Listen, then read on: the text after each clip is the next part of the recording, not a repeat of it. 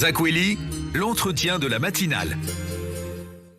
Zakweli avec vous, Yasmine Jaffar. Oui, Yumna, bonjour et bonjour à tous et désolé de ce chamboulement. Alors, on était censé recevoir un invité, finalement, on en gagne deux. Le premier s'appelle Idrissa Sanda, il est conseiller académique de la vie lycéenne en Petite Terre. Il est accompagné ce matin de son camarade Aïkal Saïdali, délégué de sa classe. Bonjour et bienvenue. Bonjour. Alors, depuis le 14 janvier, date d'entrée en vigueur de ce nouveau protocole sanitaire, vous estimez que les élèves non vaccinés sont discriminés. Dans quel sens?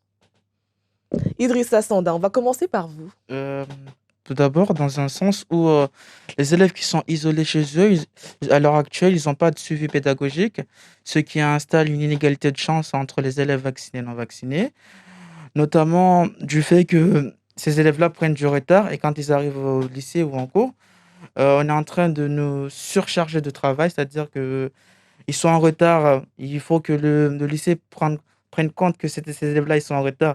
Comme quoi, ils doivent envoyer, certes, à Mayotte. C'est très bien que c'est dans ce département-là, il y a toutes sortes d'inégalités. En effet, tous les élèves ne sont pas équipés d'Internet ni de PC chez eux.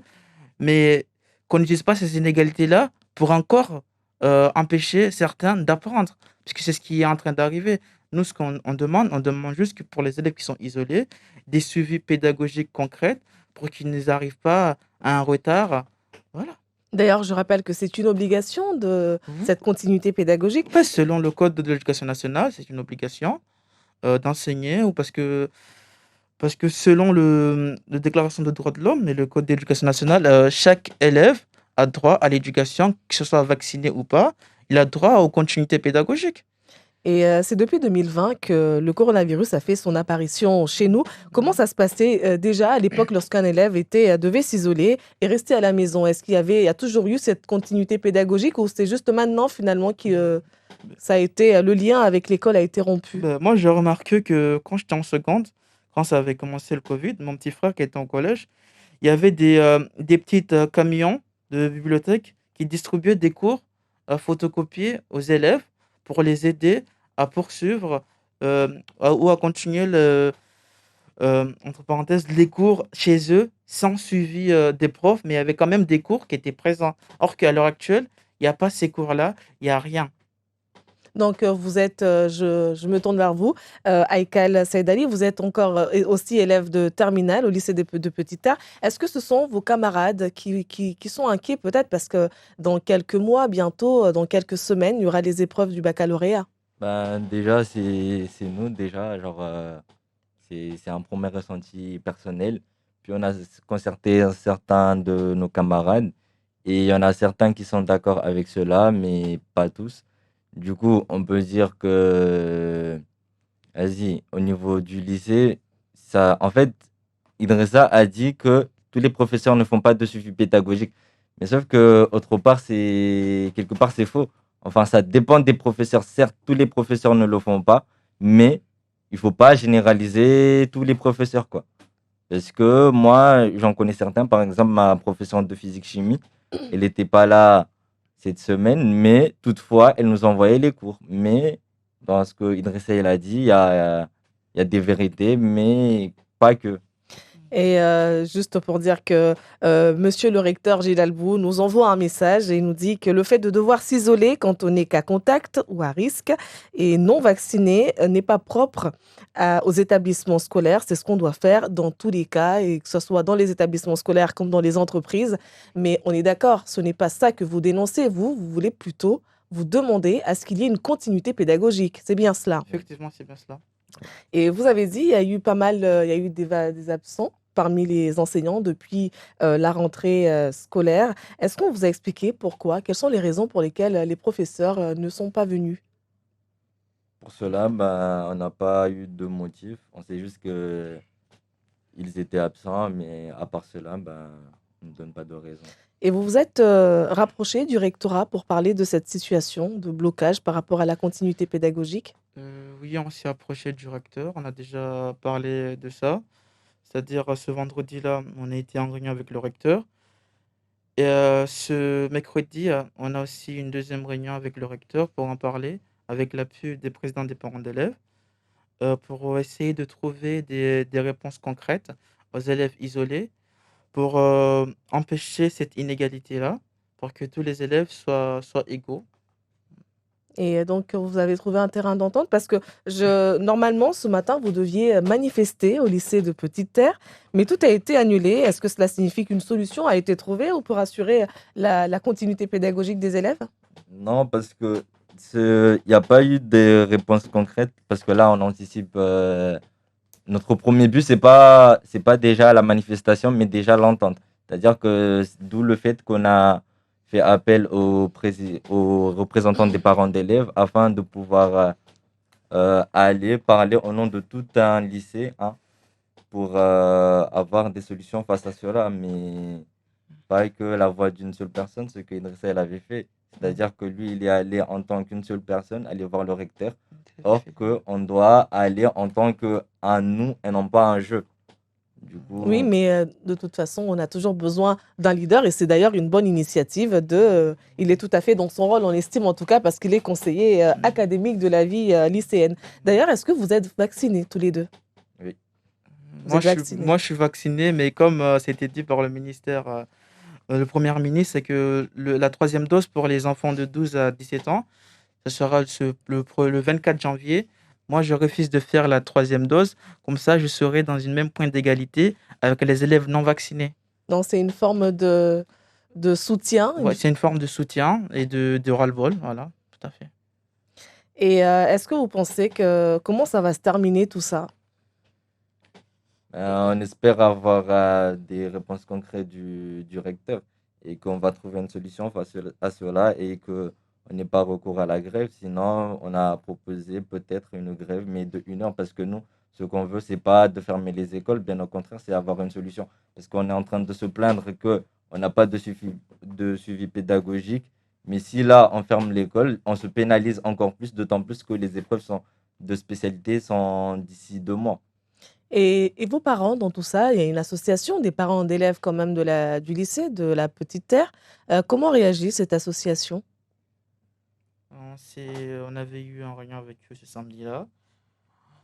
On, on a reçu leur soutien. Ils estiment que ce que nous revendiquons, c'est tout à fait légitime, que nous aurons leur soutien et qu'ils vont essayer d'être là pour nous, d'être présents, de nous accompagner pour avoir une satisfaction totale de nos revendications, pour pas qu'on se fasse marcher dessus ou qu'on se fasse intimider.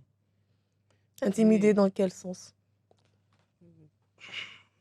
Est-ce que vous estimez que parce qu'on est jeune, parce qu'on est lycéen, parce qu'on revendique certaines choses, des personnes peut-être haut placées peuvent vous intimider? Avez-vous reçu des menaces ou des intimidations? Je préfère pas y répondre. Pourquoi?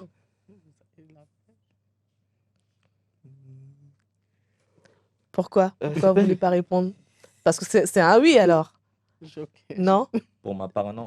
Non? Après, pour ce qui est de son point de vue Mais de personnel, toute façon, quand on regarde dans le fond, vous êtes tout à fait dans votre rôle, dans votre droit de réclamer, d'avoir, en tout cas pour vos camarades non vaccinés, d'avoir des cours, de recevoir des cours à la maison lorsqu'ils sont testés positifs au Covid-19 ou lorsqu'ils sont cas contact. Tout à fait. Est-ce que vous êtes entré en contact avec d'autres conseillers académiques, d'autres lycées de Lille? Je suis entré en contact avec le représentant académique du lycée des Lumières. Ils m'ont dit qu'ils vont essayer de faire le point aujourd'hui avec leur proviseur et organiser une réunion de CVL, conseiller vie lycéenne. Comme ça, ils vont m'envoyer un compte-rendu de ce qui a été décidé. Nous sommes aussi entrés en contact avec le lycée de Dembeni et de Banlele, qui sont eux-mêmes surpris de ça, parce que Mhm. Eux, ils reçoivent les cours, ils ont une continuité pédagogique. le lycée de Dembeni me font part que leurs profs des spécialités maths étaient en formation et à la rentrée, ils ont tous été testés positifs.